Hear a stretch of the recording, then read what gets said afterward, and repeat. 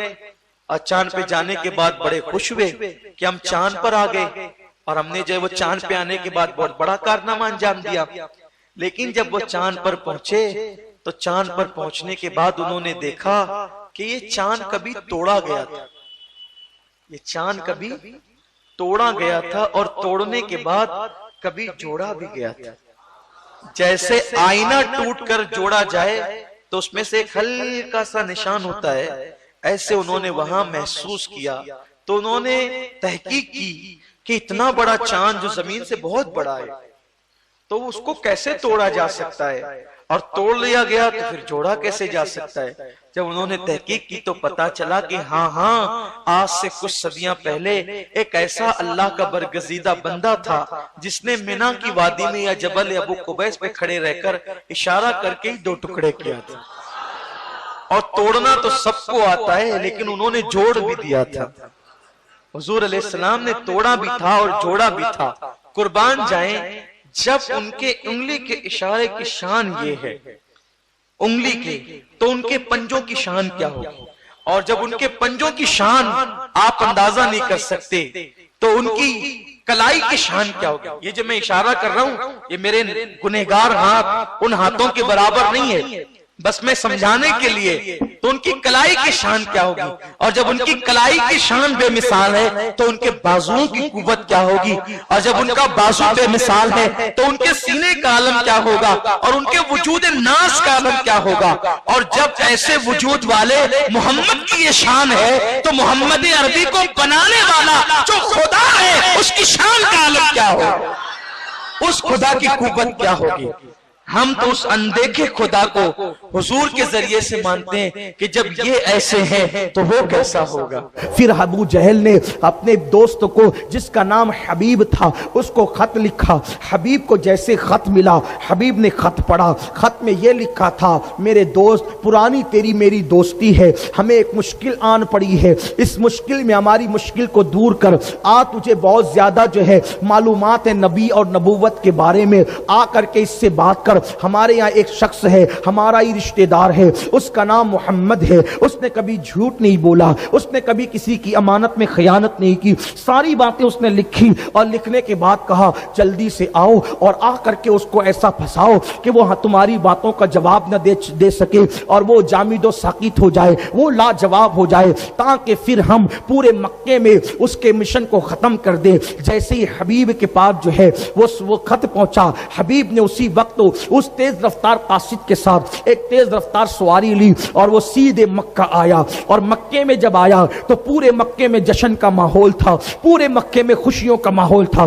حبیب آیا، اتنا چتر چالاک انسان آیا کہ بڑے بڑوں کو وہ اپنی باتوں کے داؤ پیچ میں پھنسا لیتا ہے، اس کے سامنے کوئی بات نہیں کر پاتا۔ اگر کوئی جو ہے وہ شاعری میں بات کرے تو حبیب شاعری میں جواب دیتا ہے، کوئی لفظوں میں بات کرے، نثر میں بات کرے تو وہ نثر میں جواب دیتا ہے، کوئی سیاست کی کرے تو وہ سیاست کی، ریاست کی کرے تو ریاست کی، مذہب کی کرے تو مذہب کی، وہ ساری باتوں کو جانتا ہے، بہت ہوشیار ہے حبیب۔ حبیب آ گیا ہے، اب محمد عربی کو وہ لاجواب کر دے گا، لیکن یاد رکھے حق حق ہوتا ہے۔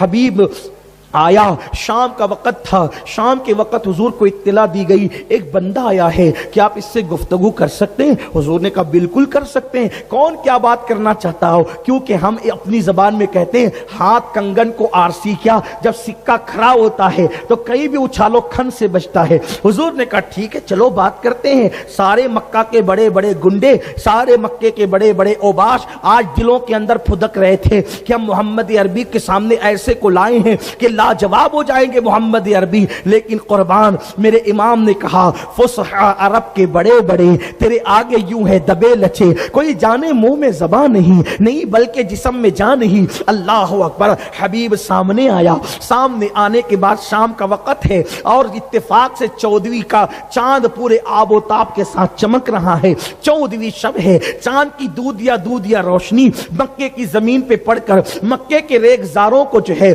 دودیا روشنی روشنی سے جگمگا رہی ہے، وہ دودھ یا روشنی جب میرے نبی کے چہرے پہ پڑ کر وہاں سے نور حاصل کرتی ہے تو دیکھنے والے پتہ نہیں کر پاتے کہ روشنی ادھر سے آ رہی ہے یا ادھر سے جا رہی ہے، روشنی ادھر سے آ رہی ہے یا ادھر سے جا رہی ہے۔ کیوں چاند سے تشبیہ دینا، یہ بھی کوئی انصاف ہے؟ چاند پر تو داغ ہے اور ان کا چہرہ صاف ہے۔ اللہ اللہ، حبیب یمنی نے کہا اے محمد عربی، میں نے سنا ہے کہ آپ نے دعوی نبوت کیا ہے، آپ نے نبی ہونے کا دعویٰ کیا ہے۔ میرے سرکار نے فرمایا ہاں میں اللہ کا نبی ہوں۔ جب میرے کریم آقا نے کہا تو حبیب نے کہا اے محمد عربی، میرے دو سوال ہے، ایک سوال میں پہلے کروں گا اور اس کے بعد دوسرا سوال اس سوال کا جواب ملنے کے بعد کروں گا۔ ہائے ہائے میرے نبی کیسے ہیں، میرے آقا کیسے ہیں؟ میرے سرکار نے کہا بولو پہلا سوال تمہارا کیا ہے؟ اس نے کہا اے محمد عربی، یہ جو چاند چمک رہا ہے، اگر اس چاند کے تم دو ٹکڑے کر دو، میرا پہلا سوال یہ ہے، اس چاند کے دو ٹکڑے کر دو تو ہم دوسرا سوال کریں گے، اور وہ بھی پورا کر دیا تو ہم تمہیں نبی مان لیں گے، تمہاری نبوت کا اقرار کر لیں گے۔ اس لیے کہ جو جادوگر ہوتا ہے، جادوگر لوگوں کی نظروں پہ جادو کر سکتا ہے، جادوگر جو ہوتا ہے وہ لوگوں پر جادو کر سکتا ہے، جادوگر جو ہوتا ہے وہ زمین کی چیزوں پہ جادو کر سکتا ہے، لیکن کتنا بھی بڑا جادوگر ہوگا، جادو کسی کا آسمان پر اثر نہیں کر سکتا، آسمان کی چیزوں پہ اثر نہیں کر سکتا۔ تو اگر تم نبی ہو تو چاند کے دو ٹکڑے کر کے دکھاؤ۔ میرے نبی نے مسکرایا اور کوئی توقف نہیں کیا، حضور نے کوئی رکے نہیں، بلکہ حضور جو ہے پہاڑ پر چڑھے۔ اس پہاڑ کا نام جبل ابو قبیس ہے۔ ابو جہل دل میں خوش ہو رہا تھا، اتنا مشکل سوال کر دیا، کتنا ہوشیار ہے میرا دوست حبیب یمنی، کتنا ہوشیار ہے کہ اتنا مشکل سوال کیا، ابھی محمد چپ ہو جائیں گے۔ حضور مسکرائے، جبل ابو قبیس پہ کھڑے ہوئے، مکے کے سارے لوگوں کی نظریں چاند کی طرف ہوئی، میرے نبی نے اشارہ کیا۔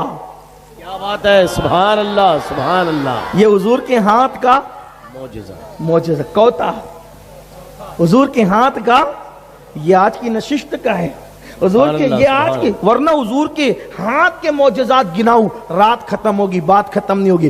چوتھا معجزہ، اشارہ کیا، انگلی کا اشارہ کیا، چاند ٹکڑے ہو گیا۔ راوی کہتے ہیں چاند کا ایک حصہ جبل ابو قبیس کے ادھر دکھتا تھا، ایسا نہیں جو کیلنڈروں میں اور تصویروں میں بتایا جاتا ہے کہ بس اتنا نہیں کیا، حضور نے چاند کے دو ٹکڑے کیے، اور ایسے نہیں کہ دونوں یوں رہے اور اتنی سی لکیر بن گئی، نہیں، حضور جانتے تھے مکے والوں میں بہت سے چٹنگ باز لوگ ہیں، یہ جلدی سے مانیں گے نہیں، ٹکڑے کر کے اتنی دور کیا کہ چاند کا آدھا ٹکڑا جو ہے وہ پہاڑ کے اس طرف نظر آیا، اور چاند کا دوسرا ٹکڑا پہاڑ کے اس طرف نظر آیا، یعنی دور دور ہو گئے۔ مکے والوں کی آنکھیں پھٹی کے پھٹی رہ گئی۔ حضور نے چاند کے دو ٹکڑے کیے، باس کی تو حالت یہیں پہ خراب ہو گئی، سوچا کہ پہلا اتنا مشکل تھا، اب دوسرا اس سے مشکل نہیں ہو سکتا، تو لوگوں نے کہا محمد نے چاند پہ بھی جادو کر دیا۔